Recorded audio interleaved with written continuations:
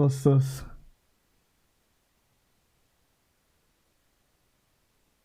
Ich finde es mega, wenn Hugo und Isa öfter dabei sein können. Isa ja, aber nicht Hugo. Hugo ist das Paradebeispiel, warum Eltern sagen, mach deine Hausaufgaben und geh zur Schule.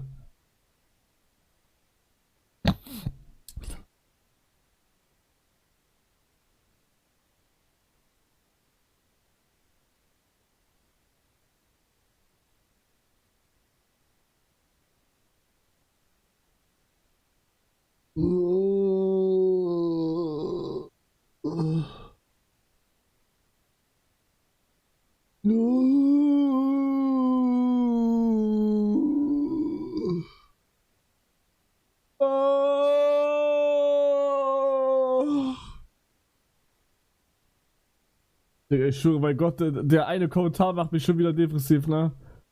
Es können 100 gut